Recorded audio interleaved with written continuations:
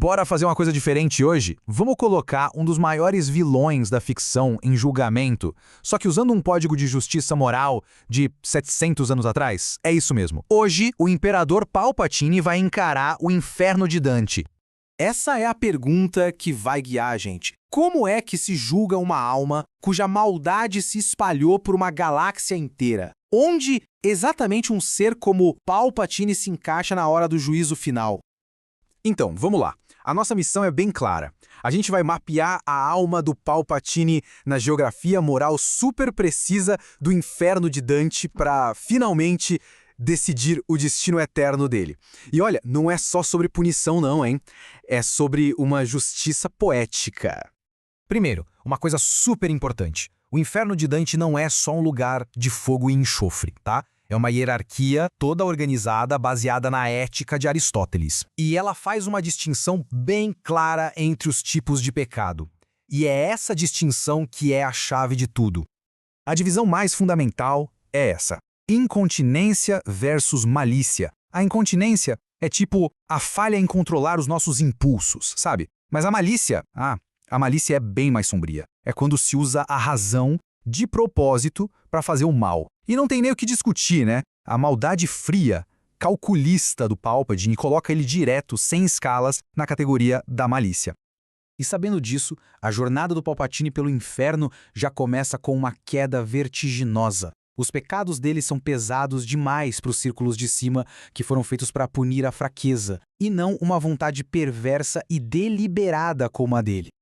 Olha só como ele passa direto por eles. Luxúria? A única paixão que ele tinha era pelo poder absoluto. Gula? Nem se aplica. Avareza? O dinheiro era só um meio, nunca o fim. E a ira?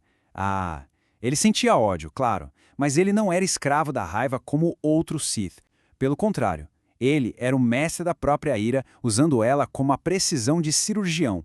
Definitivamente, ele não pertence a nenhum desses lugares. E assim, ele atravessa os portões da cidade de Dis e entra no Baixo Inferno. Esse é o território do pecado intelectual. É aqui que as punições ficam muito, mas muito mais severas, porque os crimes foram cometidos com intenção, com astúcia. O primeiro crime que a gente encontra é a heresia. Para Dante, isso era negar a vida após a morte. E a filosofia Sith do Palpatine é basicamente um espelho disso. Em vez de negar a vida eterna, ele tenta conquistar ela aqui, no plano físico, usando clonagem, alquimia Sith, ou seja, rejeitando completamente a ordem natural da força. Descendo mais um pouco, a gente chega na violência. E aqui a ficha criminal do Palpatine é longa. Ele foi um dos maiores tiranos da história, responsável pela morte de bilhões. Com certeza ele merece um lugar no rio de sangue fervente. Mas, por mais violento que ele tenha sido, a violência não era a verdadeira arte dele. E aqui tem um ponto que para Dante é crucial. Pensa bem, a violência, por mais terrível que seja, é o pecado de uma besta, de um animal. Usa a força. Agora, a fraude é pior. É um pecado exclusivamente humano, que corrompe o nosso maior dom, a razão. Palpatine usou a força, claro, mas a sua verdadeira arma, a sua obra-prima, foi a manipulação.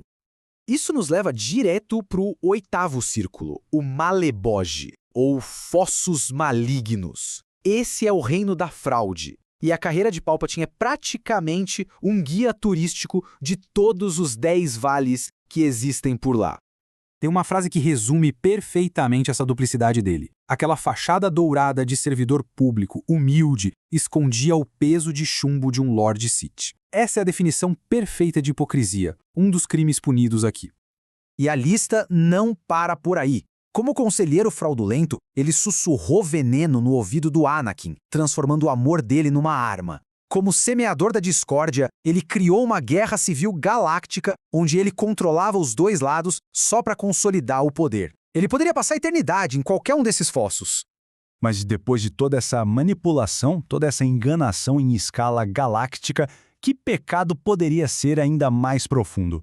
O que, na visão de Dante, era ainda mais vil? A resposta leva a gente para o último e mais profundo nível do mal na cosmologia de Dante. É onde se faz uma distinção crucial entre a fraude simples e o pecado final, a traição.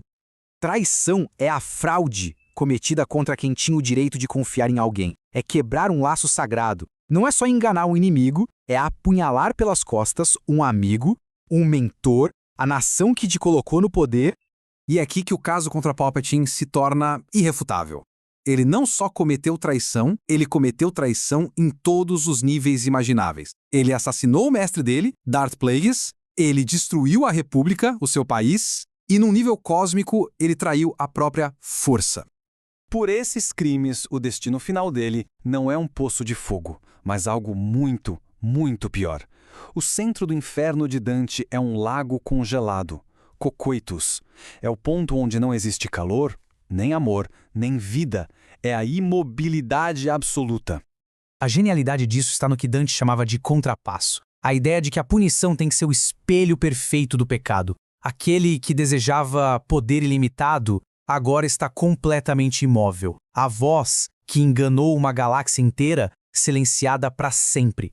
E a busca dele pela imortalidade? Bem, desejo concedido. Ele vai ser preservado eternamente, congelado no gelo como um inseto no âmbar. No fim das contas, o homem que se declarou o universo recebe a única coisa que seu poder jamais poderia conceber, mas que a justiça divina impõe: um estado de impotência total e inescapável. E esse é o julgamento final sobre a alma de Sheev Palpatine.